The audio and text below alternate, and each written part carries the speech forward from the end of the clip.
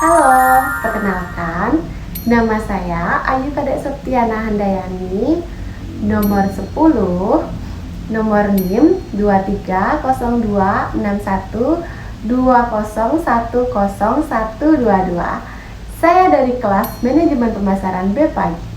Nah, di video kali ini saya akan menjawab pertanyaan UTS dari mata kuliah Manajemen Strategik dengan dosen pengampu Ibu Dr.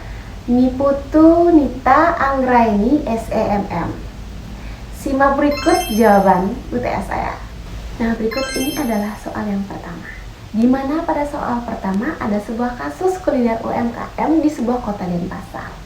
Yang pertama ada analisis permasalahan pemasaran, yakni segmentasi, targeting, dan positioning. Nah, UMKM ini menghadapi berbagai masalah karena belum melakukan segmentasi pasar dengan jelas. Semua orang dianggap sebagai calon pembeli, padahal tiap kelompok konsumen memiliki kebutuhan dan minat yang berbeda. Akibatnya, pesan promosi di media sosial menjadi tidak tepat sasaran. Nah, adapun analisis pemasaran yang dilakukan yakni yang pertama ada segmentasi, di mana belum membagi pasar berdasarkan usia, misalnya anak-anak, remaja, dewasa, ataupun orang tua, gaya hidup misalnya yang mewah, sederhana, atau berkecukupan, dan minat terhadap kuliner lokal. Yang kedua ada targeting. Karena tidak ada segmentasi, maka tidak ada target pasar yang jelas, sehingga promosi yang dilakukan tidak fokus. Yang ketiga ada positioning. Nah, di mana belum ada citra atau pesan khusus yang menonjolkan keunikan produk seperti rasa khas Bali, resep tradisional, atau bahan alami. Akibatnya, produk sulit dikenali masyarakat luar dan kalah bersaing di media sosial karena tidak mempunyai ciri khas yang kuat di mata konsumen. Yang kedua ada strategi STP baru untuk menjangkau pasar muda digital. Nah, agar lebih menarik bagi pasar muda yang aktif di dunia digital dan peduli terhadap budaya lokal, maka strategi STP yang baru bisa dilakukan seperti berikut ini. Yang pertama, segmentasi, di mana fokus pada anak muda yang berusia 18 hingga 30 tahun, suka kuliner yang unik, aktif di media sosial, dan memiliki kebanggaan terhadap budaya lokal. Yang kedua, targeting, di mana sasaran utamanya adalah generasi muda yang ada di kota Denpasar dan pastinya yang ada di Bali yang suka mencoba makanan tradisional dengan tampilan yang modern dan estetik. Yang ketiga ada positioning. Nah, di mana memposisikan produk sebagai kuliner tradisional Bali dengan gaya yang modern, penuh cita rasa budaya. Di mana UMKM harus menggunakan konten yang menarik seperti video singkat, cerita asal usul makanan, dan desain kemasan yang menarik agar tampilan menonjol di media sosial dan TikTok. Nah, ini adalah soal yang kedua, di mana ada desa wisata di Kabupaten Gianyar. Yang pertama ada analisis konsep value creation, di mana value creation berarti nilai dari sebuah produk atau pengalaman yang diciptakan bersama antara penyedia dan konsumen. Dalam kasus ini, wisatawan ikut membuat kerajinan tradisional bersama masyarakat lokal. Artinya, mereka tidak hanya menonton, tetapi ikut menciptakan pengalaman dari hasil karya itu sendiri. Nah, nilai wisata tidak hanya berasal dari produk akhir kerajinan, tetapi juga dari pengalaman, interaksi, dan pembelajaran budaya yang diperoleh selama proses berlangsung. Selanjutnya, yang kedua ada bagaimana CEO Creation dapat meningkatkan customer engagement dan loyalitas. Nah, karena wisatawan ikut berperan aktif, Jadi mereka lebih terikat secara emosional dengan desa wisatawan tersebut.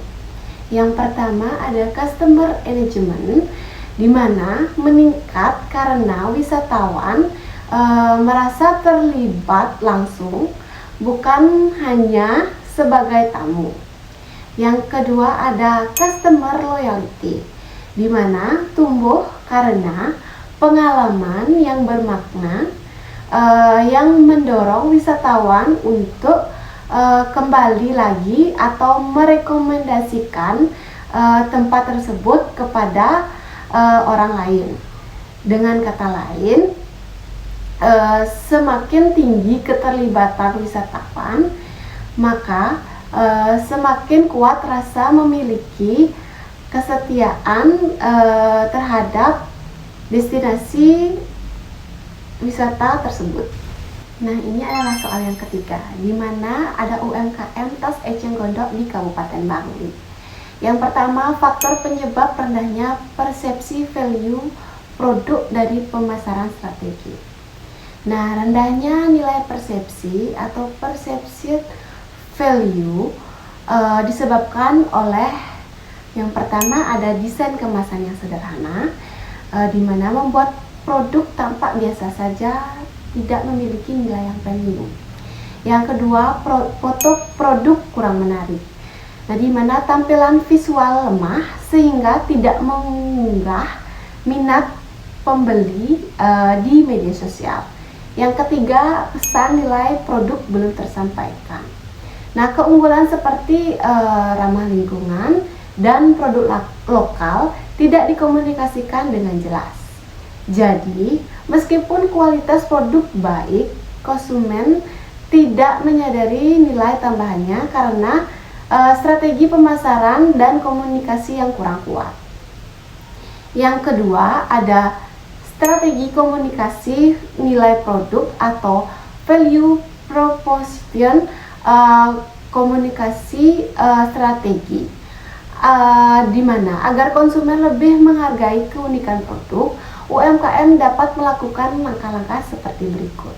Yang pertama ada storytelling, di mana menceritakan proses pembuatan tas, siapa saja pengrajinnya, dan bagaimana produk ini dapat membantu lingkungan serta ekonomi lokal. Yang kedua ada visual yang menarik.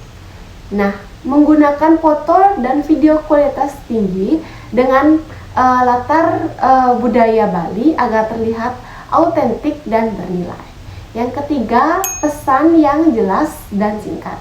Misalnya, tas eceng gondok cantik, alami, dan mendukung bumi yang lestari.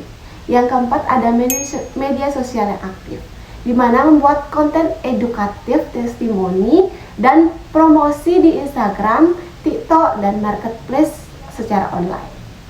Yang ketiga, yakni rekomendasi strategi sebagai konsultan pemasaran sebagai konsultan. Nah, ada beberapa strategi yang bisa diterapkan antara lain. Yang pertama ada perkuat branding lokal modern. Nah, menggunakan nama merek yang menggambarkan Bali dan alam, tapi tetap mudah diingat. Yang kedua, desain kemasan dan label yang menarik. Tambahkan motif khas Bali dan informasi yang ramah lingkungan. Yang ketiga, kolaborasi dengan influencer lokal atau fashion blogger untuk memperkuat jangkauan pasar yang digital. Yang keempat, edukasi pasar, menunjukkan manfaat dan dampak positif untuk membeli produk lokal ramah lingkungan. Yang kelima, perluas pasar online. Nah, di mana menjual produk melalui e-commerce dan mempromosikannya lewat video interaktif. Nah, tujuan ini agar produk terlihat bernilai tinggi atau premium, autentik, dan tetap membawa identitas lokal Bali. Nah, itu tadi jawaban dari saya. Saya mohon maaf jika ada kesalahan penyampaian ataupun kata. Sampai jumpa. Terima kasih.